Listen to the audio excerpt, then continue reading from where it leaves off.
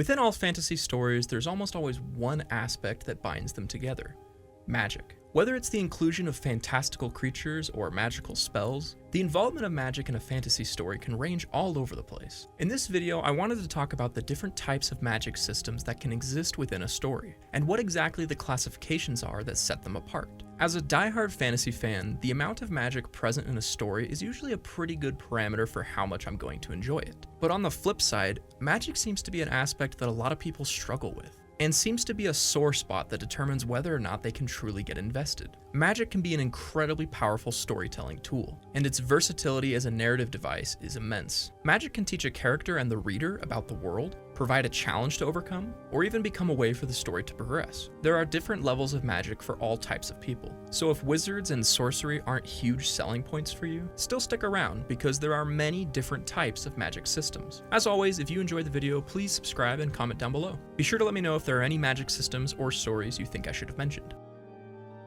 In almost every fantasy story, magic exists to provide that extra bit of spice that sets it apart from historical fiction. Whether it's something as mundane as a prophecy foretelling the rise of a hero, or as intense as a world being inhabited by wizards, with dedicated magic schools. Magic in storytelling ranges vastly in its overall effect in the story. It also helps a lot with suspension of disbelief. If the story can successfully convince the audience that magic exists within the world, then otherwise basic and boring story tropes such as the triumph of good over evil despite impossible odds, or general divine intervention, aren't always criticized as unbelievable occurrences as they can often feel when watching other more realistic properties. Magic also provides a way for authors to surprise their audience, especially in stories where the main character knows little about the magical world. Perhaps an item they've been carrying has secret magical abilities, or they encounter a mythical creature otherwise unknown to them. Magic adds unlimited potential for stories to go and do things otherwise impossible in our natural world. Plus, it almost always keeps you on your toes and invested to find out what happens next. As I mentioned before, there are many different types of magic utilized in storytelling,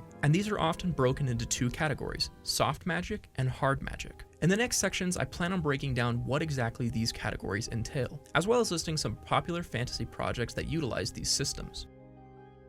Soft magic doesn't necessarily mean the magic is weaker or less important to the plot. Instead, magic is often classified by how in-depth the explanations are in going into how exactly the magic works. The very definition can be misleading, as it might imply to some people that since it is a soft magic, it is less complicated, when in reality, soft magic entails a more vague or mysterious connotation. A good way of showcasing this would be a work like The Lord of the Rings. While there is magic in the story, Tolkien explicitly goes out of his way to ensure that it is a soft magic system. Many interesting details, such as the extent of Gandalf's magic, how exactly the rings were forged or how they work, and what the unseen world truly is, are all intentionally left to the imagination. There is no hard explanation as to why things work the way they do in soft magic, and that's okay. Oftentimes, if the audience is simply able to accept that there are magical aspects of the world, they can still enjoy what they see on screen and not spend too much time worrying about the minutiae of each individual spell. I don't see soft magic as cheaper or a less interesting form of magic in storytelling, and oftentimes it can prove more enjoyable if you aren't looking to invest a ton of brain power to understand it. Most classical fantasy stories utilize soft magic, and many of the Arthurian tales serve as great examples. Merlin, one of the most iconic wizards of all time, is able to wield powerful magic, cast complicated enchantments, and brew intricate potions simply because he's a wizard, and he's doing wizard stuff. We don't stop to question how the enchantment on the Sword of the Stone was placed, or how the Holy Grail was forged. Soft magic benefits from not needing to dedicate a ton of time into explaining why things work the way they do, and can instead focus on being fun adventure stories. Some of my favorite examples of soft magic are The Lord of the Rings, as I mentioned earlier, A Song of Ice and Fire, and The Chronicles of Prydain. Some of my other recommendations need a little bit more explanation, but I'd like to put a soft emphasis on Harry Potter. This is a tricky one because the series constantly toes the line between explaining in detail why something works and just leaving it up to the imagination of the reader. Now, the reason I don't want to completely label this as soft magic is because the book does spend a lot of time dedicating to teaching the characters how to wield the magic. But it also treats the reader as an outside observer, as if we aren't entirely privy to learn the secrets of the wizarding world ourselves, which does add a cool element to the story. One of the big differences between soft magic and hard magic are the established limitations. More often than not, soft magic doesn't tend to have a very clear guide on what is and isn't possible. Part of why I think Harry Potter fits into the soft magic system is because there are dozens of questions you can bring up about how the magic system works, such as how hard is it to create your own spells? We know in the books that Snape created his own. Heck, so did Fred and George. Is it difficult to do something like that? What then are the fundamentals for casting a spell? And speaking of spells, what are the limits for Wingardium Leviosa? We know it can be used to lift objects, but where does it end? Can you lift a truck? A house? Is it dependent on the strength of the wizard? These questions are what causes me to struggle with its placement. Let me know in the comments if you think Harry Potter is soft or hard magic. And lastly, I want to cite the Force from Star Wars as an example of soft magic. Yes, you heard me right. I mentioned Star Wars fits into the fantasy genre. You can stop leaving comments trying to convince me. I apologize, I didn't mention it last time. But the Force is itself a sort of magic system within the Star Wars universe. And while we learn a lot about what the Force is and how it can influence and aid a Jedi, we aren't supposed to fully understand how it works or how to wield it. But through its inclusion, the Jedi basically become space wizards, equipped with space swords just to really sell it.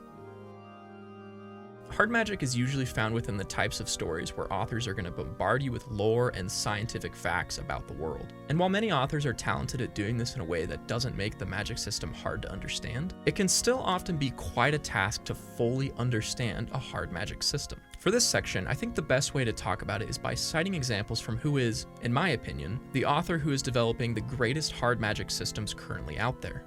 Brandon Sanderson. While I will explain a little bit about how one of these particular magic systems works to give you a better idea, if you're interested in learning more about the Cosmere, Brandon Sanderson's collective works, then you should check out my good friend Jasonian's YouTube channel, where he posts insanely well-edited and detailed analysis of Brandon Sanderson's works. In one of Sanderson's most iconic series, Mistborn, the magic is controlled by ingesting different types of metals, which only certain people in the world contain the hereditary trait to control. Each of the involved metals contains different abilities, such as pewter, which enhances your physical strength, and tin, which enhances the senses. Each one of these magically innate individuals, or mistings, can control one of the individual metals, but a Mistborn, as the series revolves around, is capable of using them all. This magic system, known as allomancy, involves swallowing the particular metal and then burning it while it's inside you to activate the magical energy trapped inside. This adds a unique level of consequences to the magic system, since allomancers can only use their magical abilities while there is still metal inside them available to burn. This is only the tip of the iceberg of what Mistborn's magic system offers. And keep in mind, this is only one of Brandon Sanderson's magic systems. Within the Cosmere, there are numerous planets that all have their own magic systems with their own pros and cons. Plus, there are a few characters who have managed to travel between worlds and gain access to multiple magic systems at the same time. That's when things get crazy.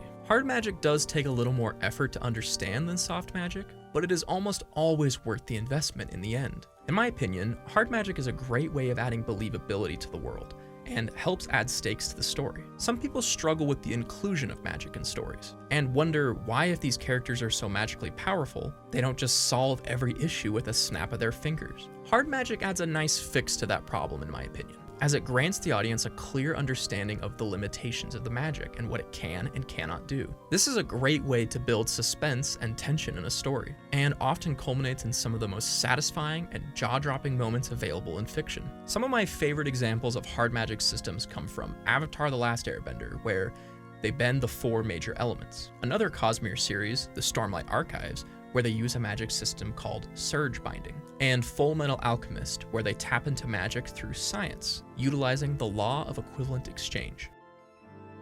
Despite the differences between soft and hard magic, I can't exactly say there is a specific one I prefer. In my opinion, they both offer diverse and interesting storytelling experiences. I think personally, I love the limitless potential offered in soft magic, and find that it almost always contains more room for experimentation and imaginative uses. However, understanding a hard magic system on a deep level can add a layer of immersion to the story otherwise impossible. I've always been a big fan of magic, and in basically any video game, if there's an option to play as a spellcaster, that's always been my go-to. I can understand why magic isn't a preferred addition in stories for some people. And I too enjoy stories set in the real world with recognizable stakes. But just as I've mentioned before in earlier videos, escapism is incredibly powerful, and nothing can help you latch onto a project more than attaching yourself to its unique world and customs. Magic will always continue to be the part of fantasy I love the most, and as I've mentioned, it can be found in just about every fantasy project. If you've made it to the end of the video and you aren't particularly a fan of magic, consider trying out some projects featuring different levels of magic,